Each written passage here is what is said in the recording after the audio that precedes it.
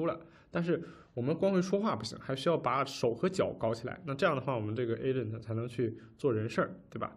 那我给大家看的第一个方式呢，就是如果说工具的本质就是说提供一个招样方法，那模型我们在需要的时候调用它，对吧？你问他北京今天天气怎么样，适合穿什么，然后他会思考，我需要知道北京天气才能回答，然后呢，他就会调用这个工具，然后获取，然后 Java 代码呢去拿到这个北京晴天18度，风力2级，那这样的话，它就整体来说做完了，对不对？调出来工具拿到东西，那我们怎么去写这个工具呢？也非常简单啊，好像在 LangChain 这里也一样，也是同样的 at to， 然后呢注解，你看它的包来自这个 LangChain 的 to 嘛。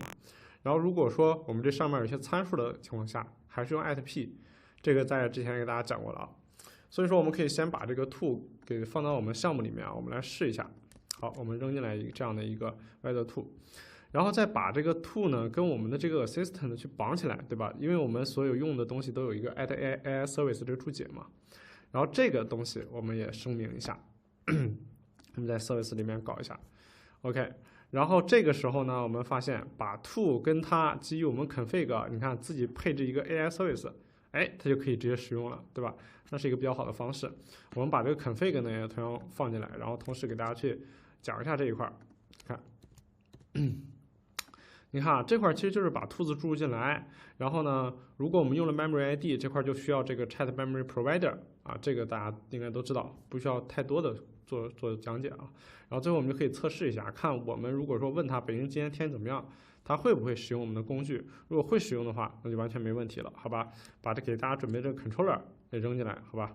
然后把这个相应的这个天气的这个搞进来，然后我们重启下项目啊，把我们这个准备的这个东西跑一下，好，可以看到我们能拿到这个结果啊，就北京天气怎么样，已经调了我们的工具了。那这样的话，我们这一块就 OK 了。那么我们要讲一个非常重要的点，就是工具的描述怎么写，就是大家知道的这个 description 啊，就之前也有很多小伙伴去问这个东西，那怎么去做？因为你这个东西写的不好，它其实就看不明白这个工具是干嘛用的，它可能就调错，对吧？我给大家来看一个好描述还有差描述的一个对比啊。比如说这个他写了一个查询订单，对吧？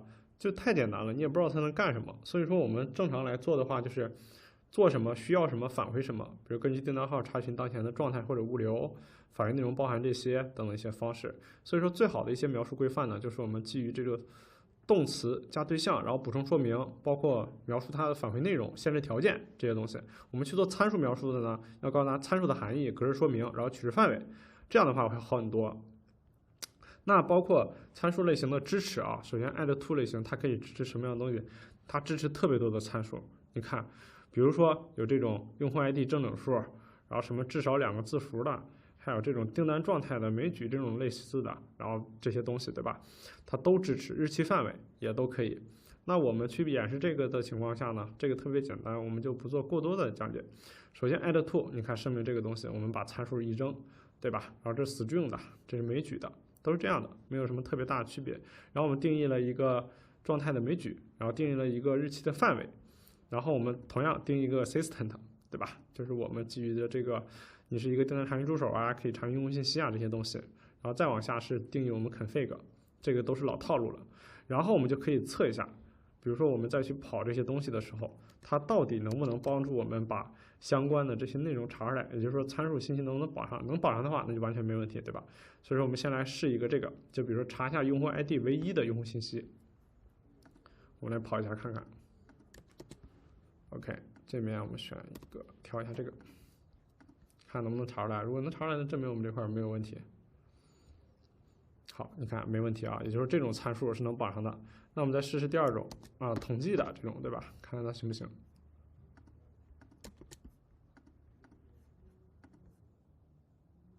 调一下这个端口啊。